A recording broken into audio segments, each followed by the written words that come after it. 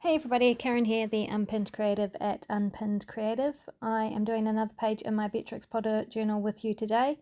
Typically I post these as shorts, but every so often I sprinkle in a long format one, even though it's quite a quick video.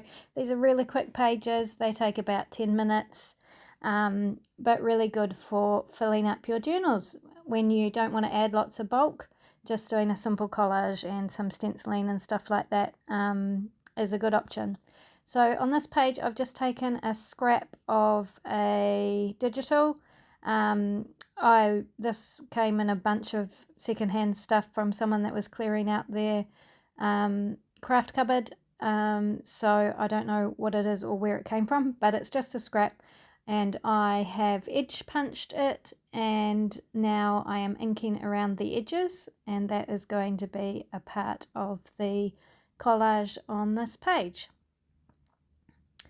I'm grabbing one of my background papers. This is just baking paper that I have underneath my projects. You can see one under this page I'm working on now, and as they get grungier and grungier and filled up with stamps and inks and paint and stuff like that, I keep them, put them aside and keep them, and tear them up to use for backgrounds. So I have just torn this one to the size I wanted, and then also inked around the edges of it, and that's going to go underneath that digital piece there.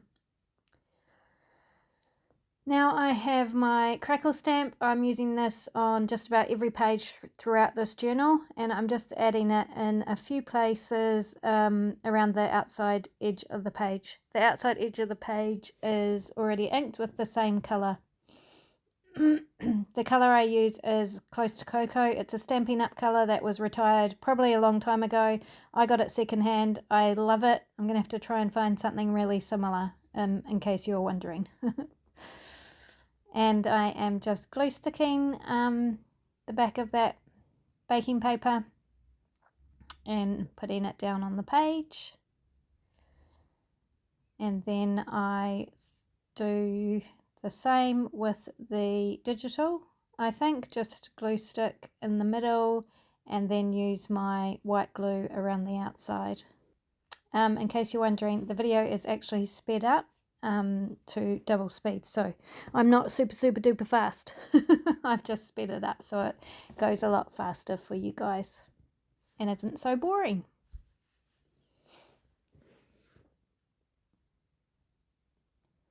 For pieces that have kind of lacy edges like this, I find glue stick on the solid parts, and then the fine tip glue on the lacy parts is the easiest and least messy way to glue them down. So there we go, and I think I need a focal point of some sort. Oh, I'm just going to do a bit more crackle stamping over the edge of that background paper, and it wasn't quite messy enough for me. And now I need a focal point of some sort. So I have these die cut flowers. I've just cut them out of paper, so it's quite thin, but so it's not going to add heaps of bulk. But I like that bright pop of purple on the page. So I'm going to ink that up a little bit just to take care of the white edges.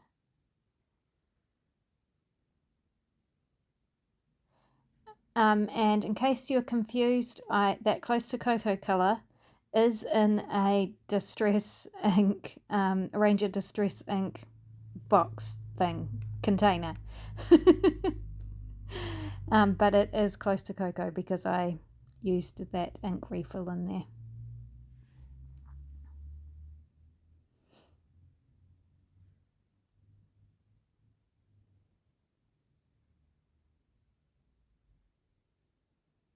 And I'm just using my fine tip white glue. I just use a PVA wood glue.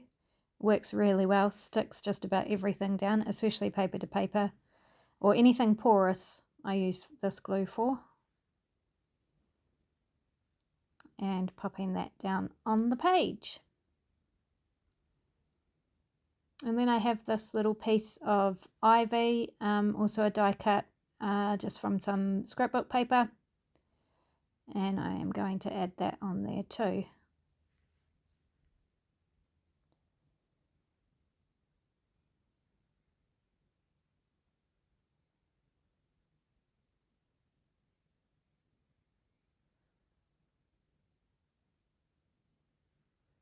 Just like that.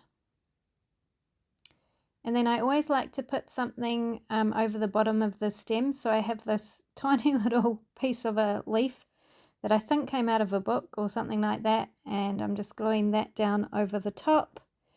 And then I am going to add a sticker. I was given this Peter Rabbit or Beatrix Potter sticker book, secondhand. So I am making good use of it throughout this journal. And I decided on the goose. I can't remember her name. These stickers have quite a large white border around them, so I cut that off. I'm not too fussy about it. I do leave a tiny white border, but I just cut off the majority of it and then we'll ink it up so it's not so obvious. There we go. And then even though it is a sticker, and they are quite sticky stickers, I'm gluing it just to make sure it stays where I want it to stay.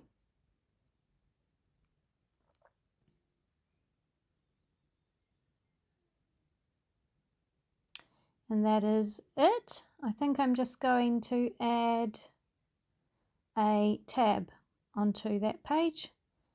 So I am looking through my scrapbooks. This is a scrap from, I don't know, something I made.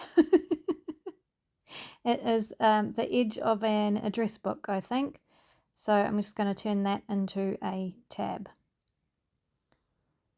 So I used some decorative scissors to cut the edges, and then I'm inking all around it. Then I'm going to use my crackle stamp again, cover it in that.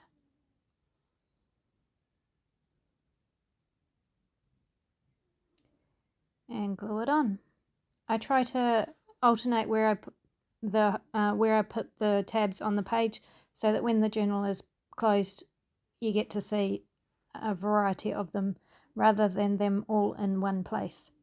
For this page though, I didn't want it covering the collage that I had made, so it is going at the top.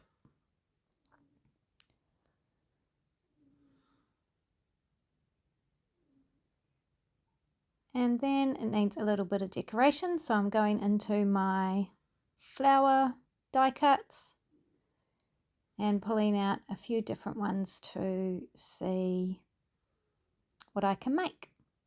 I make layered flowers. I have a whole range of different shaped flowers and different colours and patterns and stuff like that. Die cuts, and then I arrange them into one layered flower. This one I think is going to have 3 layers once I decide on the colours and everything that I'm using.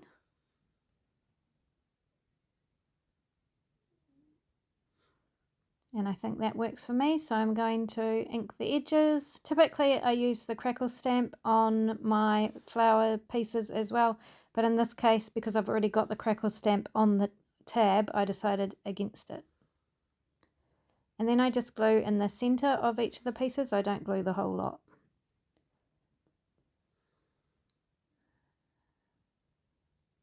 And that's it done, so we can glue that down.